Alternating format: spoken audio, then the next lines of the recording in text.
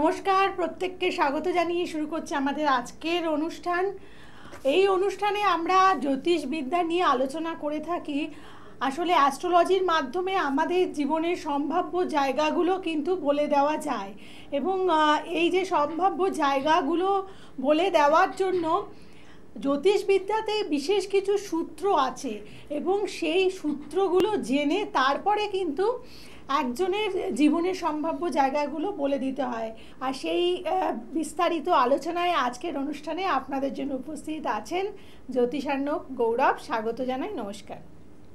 নমস্কার। এখন মানুষের জীবনের কিন্তু একটা মেন যে জিনিস যেটা বলতে গেলে অর্থ, কারণ অর্থ আমরা এমনি ভাবি যে কিছুই না, আবার অর্থ ছাড়া এখন কিছু চলবেই না। তো সেক্ষেত্রে অর্থের জায়গাটাকে কিন্তু খুব ভালোভাবে দেখা দরকার। আর এখন মেন সমস্যায় কিন্তু মানুষের অর্থ হয়ে দাঁড়িয়েছে, যে ঠিকমতো চারদিকে যা বেকারত্ব বলুন বা ইনকামের যা সোর্স যেগুলো আসছে বা দ্রব্যমূল্য বলুন, প্রত্যেকটা জায়গায় কিন্তু এমনভাবে আর্থিক ডিজাস্টার চলছে বলতে গেলে, মানুষ টাকা পয়সা রাখতে পারছে না, দেনায় জড়িয়ে যাচ্ছে, লোনে জড়িয়ে যাচ্ছে, বিভিন্ন রকমভাবে তাদের কিন্তু জীবনটা বেদনাদায়ক হয়ে উঠছে। সেখান থেকে মুক্তি পাওয়াটাই কিন্তু খুব কষ্টের।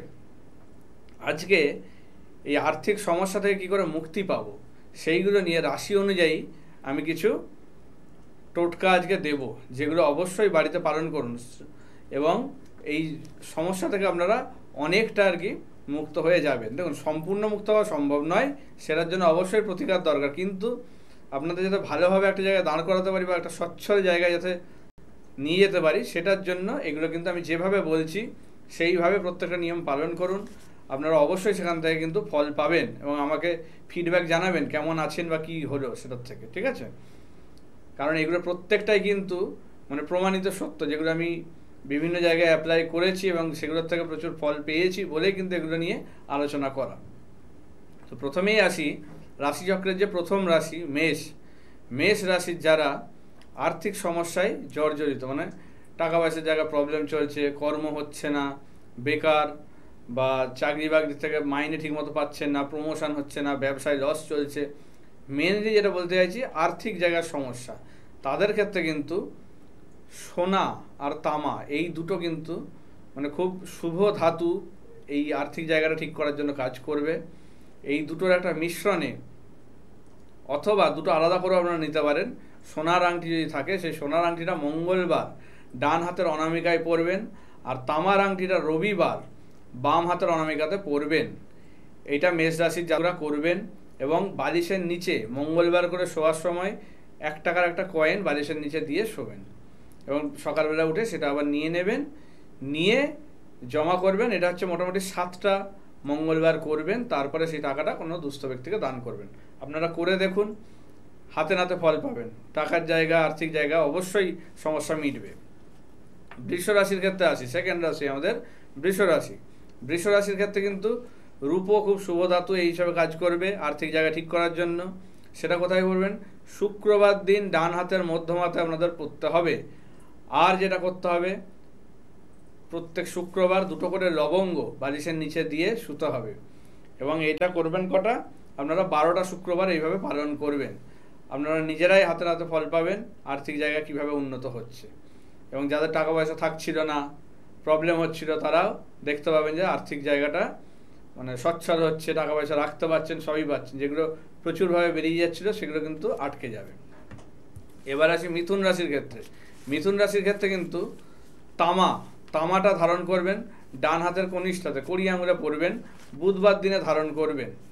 আপনাদের আর্থিক জায়গা সমস্যাটা মিটিয়ে দেবে। আর একটা যেটা কাজ করবেন, আপনারা এই 1 গ্লাস দুধ, সেটা রবিবার করে আপনারা রাতে ঘুমানোর সময় আপনাদের খাটের পাশে হোক বা খাটের নিচে হোক, যেখানে হোক, ওটা রেখে দেবেন, এবং সকালবেলায় উঠে সেটা কোনো বাবলা গাছে কিন্তু ওই দুধটা বাবলা গাছের গোড়ায় ঢেলে দেবেন, এবং 7টা রবিবার অবশ্যই করুন।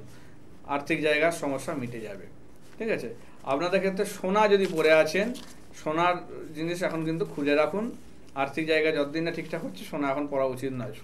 সোনাটা কিন্তু এখন আরও ক্ষতি করছে আপনাদের ক্ষেত্রে, সোনা চলবে না। মিথুন রাশি। কর্কট রাশির ক্ষেত্রে রূপো সোমবার করে ডান হাতের কনিষ্ঠাতে ধারণ করে নিতে হবে। সোমবার ডান হাতের কনিষ্ঠায় রূপোর কোনো আংটি আপনাদের ধারণ করে নিতে হবে। বিট লবণ যেটা, সেটা বালিশের নিচে দিয়ে শুতে হবে সোমবার করেই, এবং এইটা আপনারা করবেন 9টা সোমবার, পরপর 9টা সোমবার পালন করবেন। করে সেই বিট লবণটা জমা করে সেটা আপনারা জলে দান করবেন, পরিষ্কার জলে, ড্রেনে বা ইয়েতে নয়, গঙ্গায় বা কোনো নদীতে কোনো ফ্লো হচ্ছে যেখানে জল, সেরকম জায়গায় দান আর কি ফেলে দেবেন এটা। সিংহ রাশির ক্ষেত্রে আসি। সিংহ রাশির ক্ষেত্রে সোনাটা খুব ভালো কাজ দেয়। সোনার আংটি পরবেন, ডান হাতের অনামিকাতে পরবেন, রবিবার দিন বিকেল বেলায় পরবেন, মানে বিকেল আর সন্ধ্যা মাঝামাঝি যে সময়টা, বলতে গেলে গোধূলি লগ্ন যেটা, সেই সময়টাই পরবেন রবিবার দিনে। আপনাদের আর্থিক জায়গার সমস্যা মিটবে, শারীরিক সমস্যা যারা চলছে তাদের ক্ষেত্রেও এটা মিটে যাবে, এটা অবশ্যই করুন। হাড়ের সমস্যা যারা ভুগছেন এটা কিন্তু অনেকটা সুরাহা করবে। এবার আসি কন্যা রাশির ক্ষেত্রে। কন্যা রাশির ক্ষেত্রে কিন্তু রূপো আর সোনা এই দুটো মিশিয়ে একটা কিছু আংটি আপনাদের বানাতে হবে। সমপরিমাণ রূপো, সমপরিমাণ সোনা, যতটা দেবেন দুটোই কিন্তু সমপরিমাণ দিয়ে আপনাদের বানাতে হবে আংটিটা। সেটা কখন পরবেন না, বুধবার দিন সন্ধ্যাবেলায় ডান হাতের অনামিকাতে পরবেন। চাকরির সমস্যা, আর্থিক সমস্যা মিটে যাবে। করে দেখুন, অবশ্যই ফল পাবেন। আর যেটা করবেন, 1 কোয়া রসুন বালিশের নিচে রেখে আপনারা ঘুমোবেন, ঠিক আছে? এইটা হচ্ছে কন্যা রাশির ক্ষেত্রে। আর সিংহ রাশির ক্ষেত্রে বলা হয়নি, একটা লোহার ছোট টুকরো বালিশের নিচে রেখে দেবেন, ঠিক আছে? এটা শনিবার দিনে রাখবেন, এবং এটা মোটামুটি 12টা শনিবার থাকবে ওই জায়গায়, দিয়ে তারপরে সেটা তুলে নিয়ে জলে দান করবেন, এটা করবেন। এবার আমি আসি তুলা রাশির ক্ষেত্রে। তুলা রাশির ক্ষেত্রে কিন্তু রূপোটা খুব শুভ। সেটা করবেন কখন, ডান হাতের তর্জনীতে পড়বেন শুক্রবার দিন। আপনাদের আর্থিক যে খরচ বা আর্থিক সমস্যা এগুলো অনেকটা মিটিয়ে দেবে। আর একটা যেটা করবেন, মানে ডান হাতের মধ্যমাতেও যদি পড়েন, আর একটা পড়বেন যাদের নাম যশ প্রতিপত্তি নিয়ে প্রবলেম হচ্ছে, অর্থাৎ অপমানিত হচ্ছেন, সম্মানহানি হচ্ছে, তাদের ক্ষেত্রে বলবো শুক্রবার দিন রূপোর একটা আংটি ডান হাতের মধ্যমাতে ধারণ করবেন। আর টাকা পয়সার যাদের সমস্যা হচ্ছে তারা ডান হাতের তর্জনীতে শুক্রবার দিন ধারণ করবেন। তার মানে তুলা রাশির ক্ষেত্রে দুটো রূপোর আংটি পরতে হবে, একটা ডান হাতের তর্জনীতে আর একটা ডান হাতের মধ্যমাতে। এই দুটো দিন পড়তে হবে, একটা শুক্রবারে মধ্যমাতটা, আর ওইটা আপনাদের দুটোই আর কি, দুটোই শুক্রবারেই পড়বেন, মধ্যমায় আর তর্জনীতে একই দিনে পড়বেন। আপনাদের জায়গাটা খুব ভালো করবে। আর যেটা করবেন, বালিশের নিচে অল্প একটু মৌরি শুক্রবার দিন রেখে দেবেন। এইটা প্রত্যেক শুক্রবার চেঞ্জ করবেন, করে মোটামুটি 7টা শুক্রবার এটা করবেন। করার পরে এই মৌরিটা নিয়ে কোনো বেল গাছের গোড়ায় বা কোনো এমনি যে কোনো আর কি গাছ আর কি, ভালো গাছ যেগুলো, এই ধরনের গাছের গোড়ায়, বেল গাছের গোড়ায় দিলে বেশি ভালো হবে, সেখানে ফেলে দেবেন, ঠিক আছে? বৃশ্চিক রাশির ক্ষেত্রে আসি। বৃশ্চিক রাশির ক্ষেত্রে তামার একটা আংটি পরতে হবে মঙ্গলবার দিন বাম হাতের অনামিকায়, আর একটা রূপোর আংটি পরতে হবে সোমবার দিন ডান হাতের কনিষ্ঠাতে। এই দুটো আংটি কিন্তু বৃশ্চিক রাশির ক্ষেত্রে পরতেই হবে, তাহলে কিন্তু আর্থিক সমস্যা মিটে যাবে। আপনারা করে দেখুন, এইগুলো অবশ্যই ফল পাবেন। আর যেটা করবেন, এর সঙ্গে সবুজ এলাচ যেটা, সেই সবুজ এলাচ বালিশের নিচে রেখে আপনারা শোবেন। এটা কবে করবেন? এটা মঙ্গলবার দিনেই করবেন, এবং এইটা মোটামুটি 12টা মঙ্গলবার করতে হবে।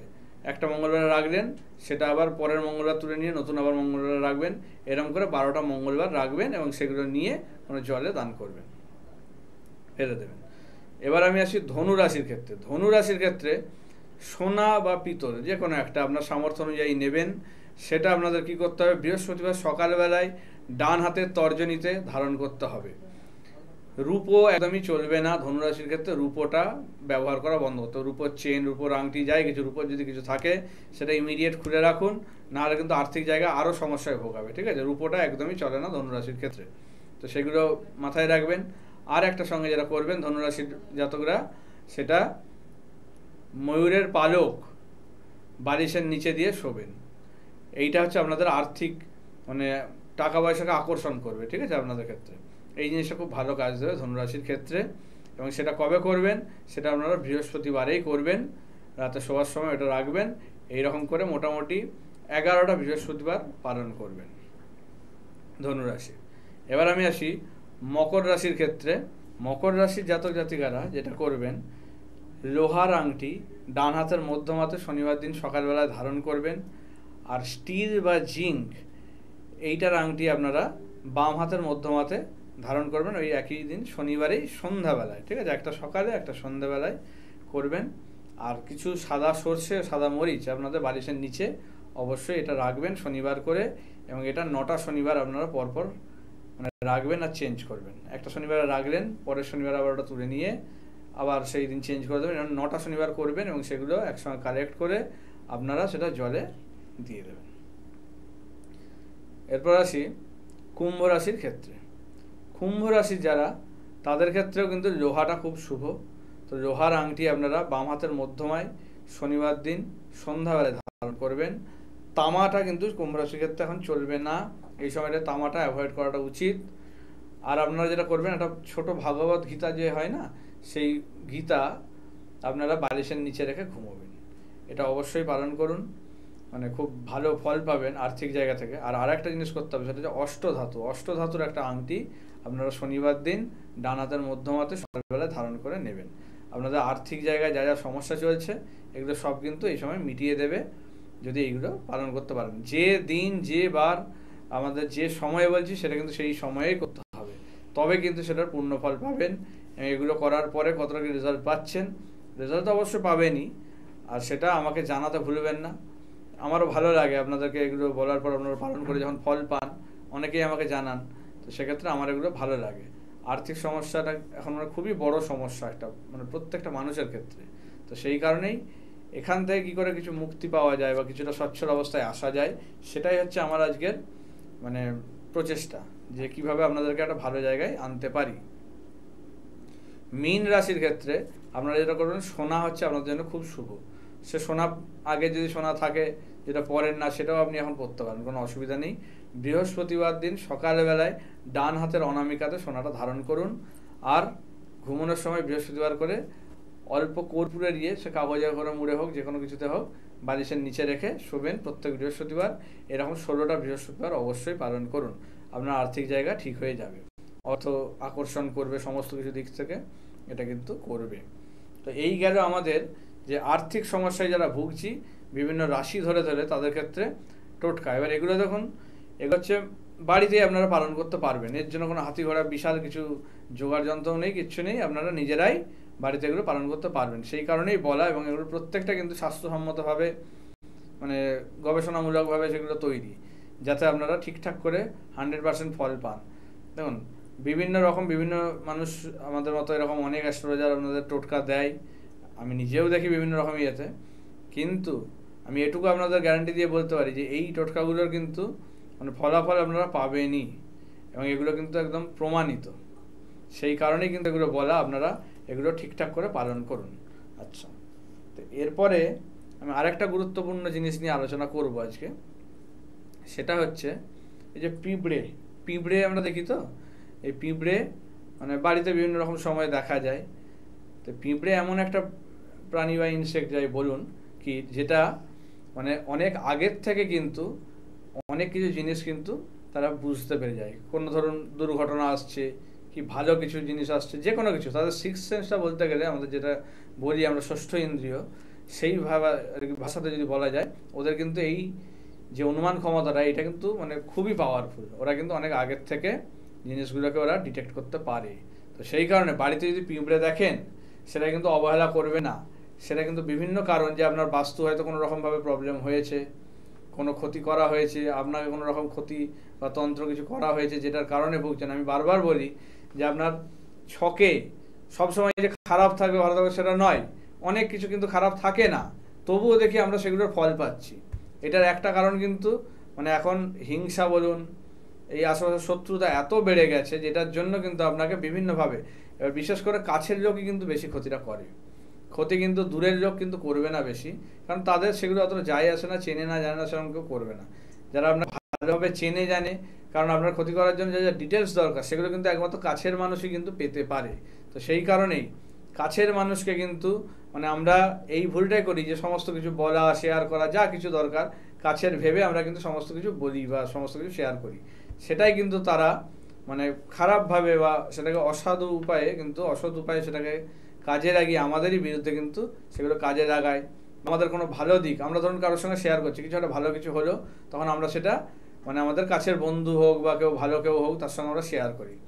এবার সেগুলো কিন্তু সবাই যে ভালোভাবে নেয় এটা নয়, কিন্তু অনেকেই কিন্তু আপনার এই সাফল্যটা কিন্তু সহ্য করতে পারে না। এবার সেই হিংসার কারণেই কিন্তু আপনার বিভিন্ন রকম মানে ভালো জায়গায় যেতে পারতেন সেগুলো কিন্তু আটকে যাচ্ছে।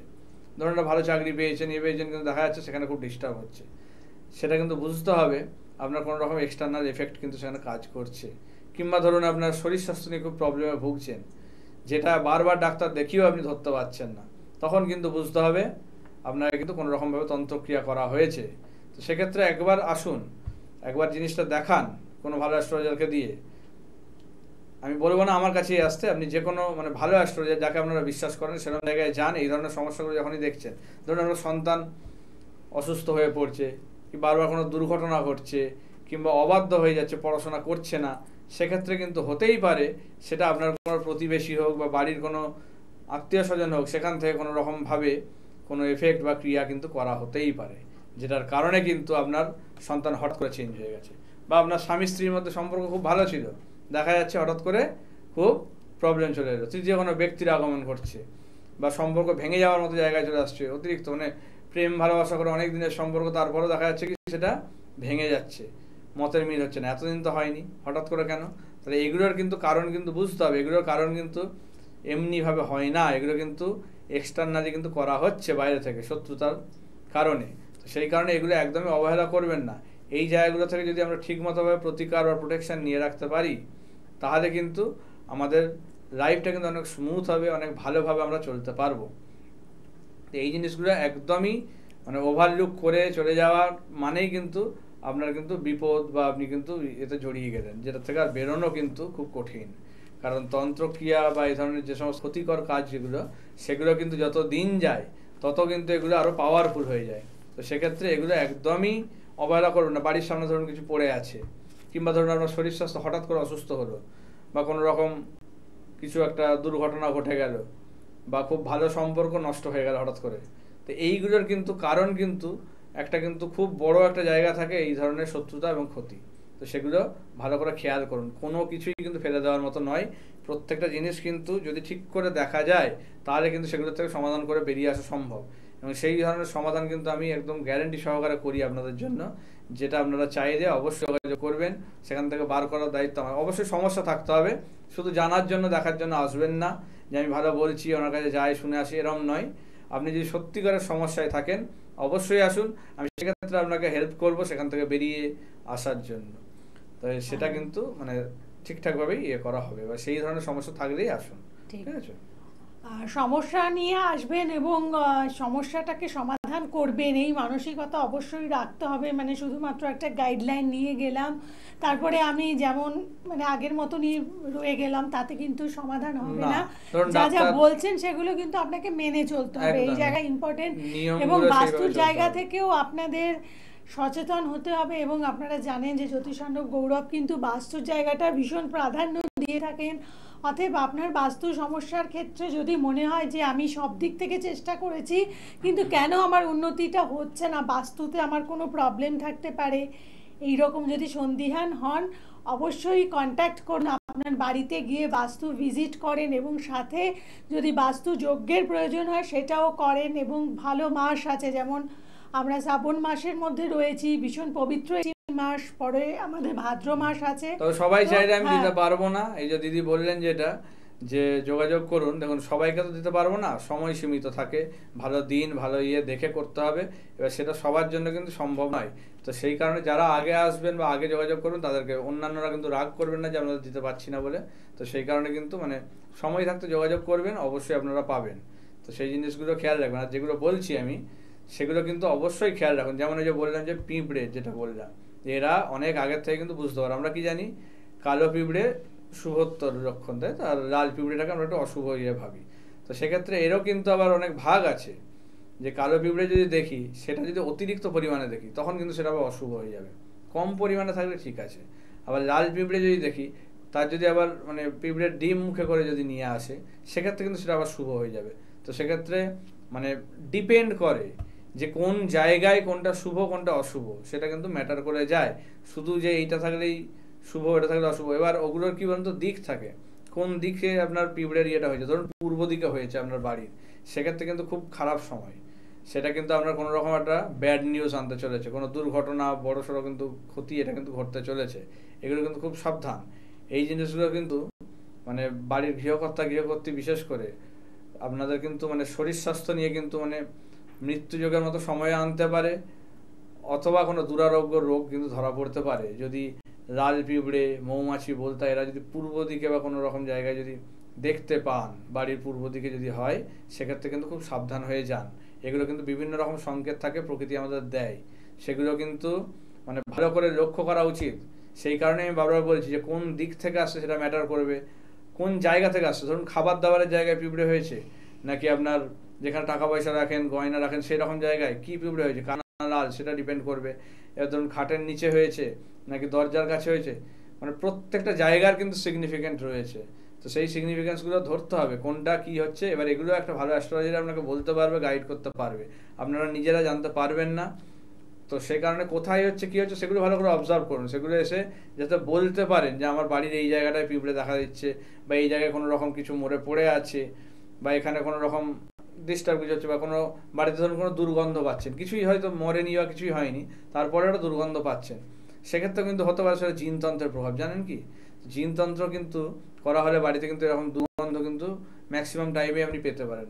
সন্তান ধরুন অদ্ভুত আচরণ করছে, পাগলের মতো উদ্ভ্রান্তর মতো আচরণ করছে, মানে রাগ, মাথা গরম হয়ে যাচ্ছে, যেগুলো আগে ছিল না, হঠাৎ করে তার মধ্যে একটা চেঞ্জ, নার্ভাল কোনো চেঞ্জ হচ্ছে, নার্ভাসের কোনো একটা প্রবলেম হচ্ছে, নার্ভাস হয়ে যাচ্ছে সে, বা নার্ভাস সিস্টেম যেটা সেই জায়গায় কোনো রকম প্রবলেম হচ্ছে, তার নার্ভের সমস্যা দেখা দিচ্ছে, বা অতিরিক্ত চিন্তা ভাবনা করে শরীর স্বাস্থ্য খারাপ করে ফেলছে, বা কোনো রকম খারাপ কথা বলছে যেগুলো আগে তার মধ্যে ছিল না, কিন্তু মানে কটু কথা কাউকে বলে দিচ্ছে, বড় ছোট জ্ঞান করছে না, হঠাৎ করে তার ব্যবহারের চেঞ্জ, এগুলো কিন্তু জিনতন্ত্রের প্রভাবে হতে পারে আপনার সন্তানের মধ্যে।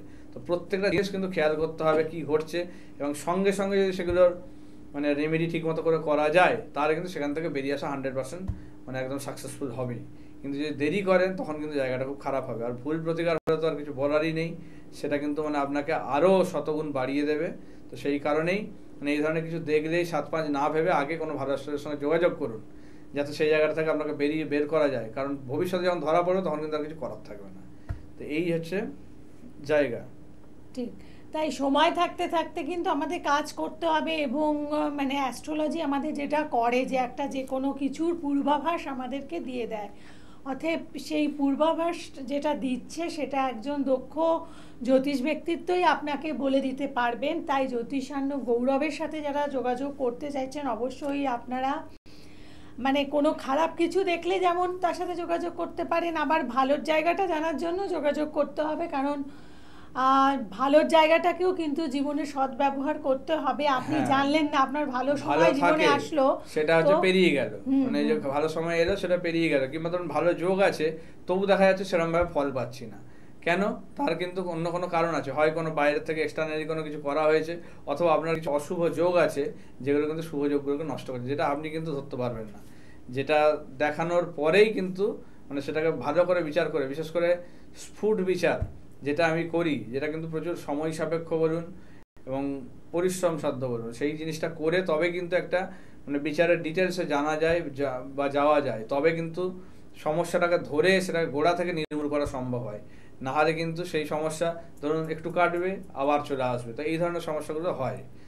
তো সেটা জানার জন্য মানে ঠিকঠাক করে বিচার গভীরে গিয়ে করতে হবে। একদম তাই সঠিক বিচার পেতে এবং সঠিক প্রতিকারের মাধ্যমে আপনার যে সমস্যার জায়গাগুলো আছে সেগুলোকে জীবন থেকে সরিয়ে ফেলতে অবশ্যই আপনারা যোগাযোগ করুন। জ্যোতিষান্য গৌরবের সাথে বুকিং নাম্বারগুলো অন রয়েছে, এবং বাস্তু ভিজিট বা বাস্তু যোগ্য যারা করাতে চাইছেন আপনারাও যোগাযোগ করুন। সকলে ভালো থাকুন। নমস্কার। নমস্কার।